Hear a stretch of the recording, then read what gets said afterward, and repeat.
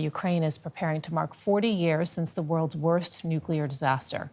The explosion and meltdown at the power plant near Ukraine's border with Belarus spread radiation across Europe, and it left the area around the plant a no man's land. Let's take a look now at the legacy of the Chernobyl disaster. Chernobyl has been frozen in time. The world's largest nuclear accident emptied this area of people, and a 30-kilometre exclusion zone has been in place ever since. Against all odds, the wild has been creeping back in. Look, this one's just coming up, all fluffy. Then it releases a flower. Wild animal populations are recovering, the wild boar particularly. They're prolific, they eat everything.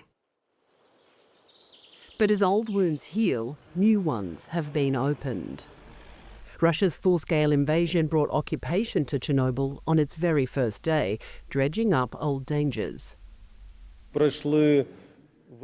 Large convoys of vehicles stretching for many kilometers passed through. We observed at the time, as the columns moved and Russian troops set up in the forest, that dust that had lain undisturbed for many years was being stirred up, and radiation levels rose. When the soldiers retreated, radiation levels stabilised, but risks persist. Chernobyl's location, near the border with Belarus, the country that allowed Russian forces to stage their initial assault, makes it a sensitive stretch of Ukraine's defensive line. One of the main routes towards Kyiv runs directly through the exclusion zone.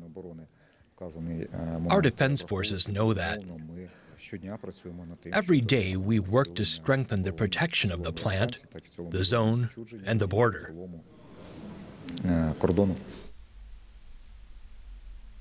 Then there's the ongoing threat of military strikes.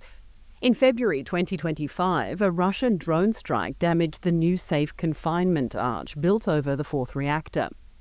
The hit didn't pose an immediate danger, according to atomic watchdog the IAEA, but it did compromise the structure's confinement ability. We're not seeing elevated radiation levels now. At the moment of impact, we recorded a brief spike inside the confinement, but it did not affect the surrounding environment. A recent assessment by Greenpeace is more serious.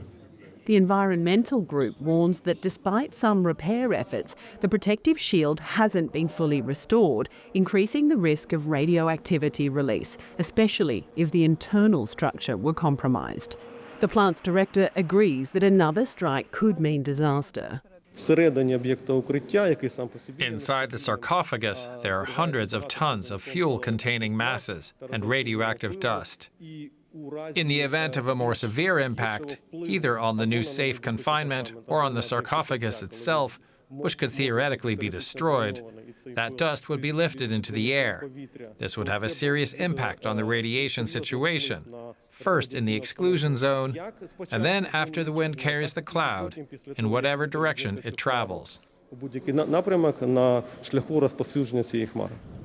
Despite dangers, more than 500 staff are on duty here at any given time, living on site in rotation shifts.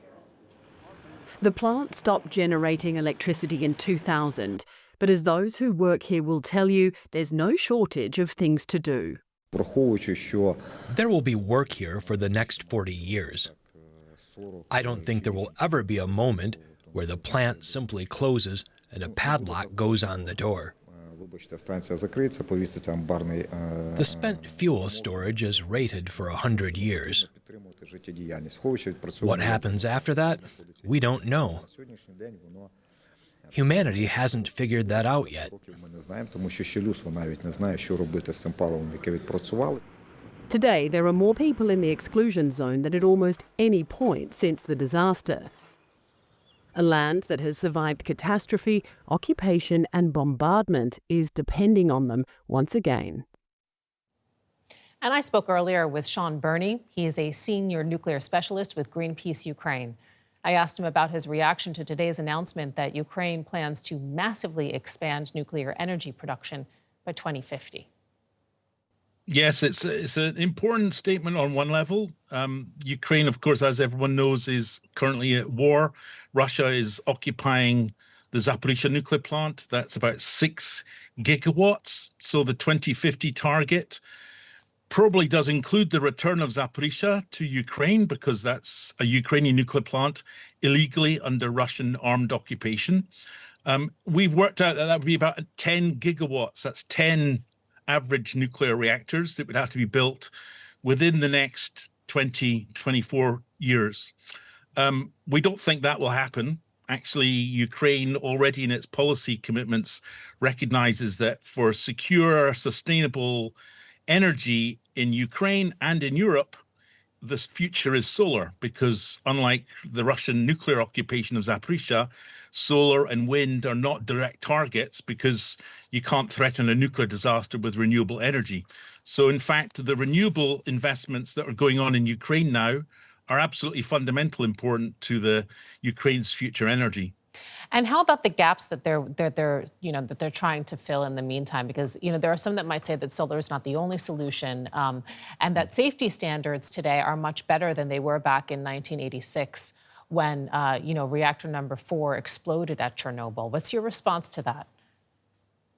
Well, I think it's really important for everyone to hear that Greenpeace, at the moment, the priority is to end the Russian occupation of Ukraine and get them out of the Zaporizhzhia nuclear plant.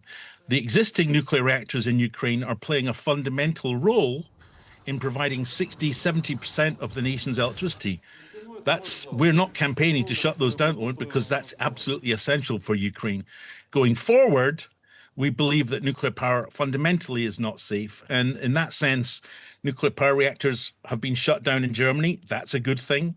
The risks of nuclear power have not changed just because there's more commentary from those with an investment in developing nuclear energy. So fundamentally, nuclear safety, as we come to the 4th year anniversary of Chernobyl, there's been no significant change. The problem is the nuclear industry is lobbying for the nuclear regulations that were developed over the last 50, 60 years to be even more weakened. And the reason for that is cost. They have to try and reduce the cost somehow of new nuclear because they're not competitive. So nuclear regulation, for example, the Trump administration is trying to effectively tear up the nuclear rules book that was developed in the US over the last decades in light of 3 Mile Island in 1979, Chernobyl and Fukushima. So that's a real concern that, in fact, they're going in the opposite direction as we approach the 4th year anniversary of Chernobyl. But perhaps you can address one of the dilemmas for us, because, I mean, on the one hand, and you've articulated it there, Greenpeace opposes nuclear energy, but critics say that that's not a tenable position, and it's one that, doesn't really square also with another one of your objectives, which is this need to move away from, fossil fuels because of climate change. So how do you square those two positions? Yeah, well, it's a very good question. And the simple answer is that we have to decarbonize the planet, energy production, transport, industrial production, as rapidly as possible. And to do that, you have to use the technology that is available, that is cheapest and the quickest. Just to give you some ideas, in China, which we know is building lots of nuclear reactors, about 32 under construction, it's about 4.5% of China's electricity is nuclear. 25% of China's electricity is just solar and wind. They installed about 80 times more solar energy than nuclear in 2024. Why? Because of costs. If you want to decarbonize the Chinese economy, and that's exactly what they're doing, you have to go for renewables, not nuclear. It's a complete distraction. In fact, those who are advocating nuclear are delaying and actually undermining our attempts to decarbonize, to effectively deal with the climate emergency. So we have absolutely no problem in articulating our position, which is nuclear is not even last century's technology. It is over for the nuclear industry. And what we have at the moment is a very aggressive, very well-funded public relations exercise of disinformation. And we cannot afford to continue listening to that disinformation. The industry, the energy industry, the trajectory is very clear. Renewables are the only way we're going to decarbonize. And so Germany, in that sense, it absolutely was ahead of the game. The German society that committed to the first energy transition, the investments, the feed-in tariffs over the last 20, 25 years, they have created the conditions for the world to have renewables. That's as a direct result of the anti-nuclear movement, as a result of those campaigning for the energy transition in Germany. That's incredibly important for Germans to understand and for the planet to understand. Just briefly, I'd like to give you one final thought. What lesson do you think that the world should take away from the Chernobyl disaster today, applied to current conditions, current trends? So I've been working in Ukraine since 1996, but especially since 2022 in the Russian full-scale invasion. What we see is a Russian crime committed constantly against the Ukrainian people.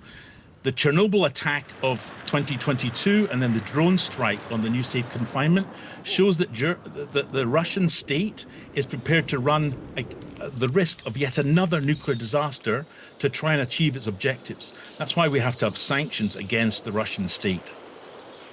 Shaun Burnie, Senior Nuclear Specialist with Greenpeace Ukraine. Thank you so much for your time. Thank you very much.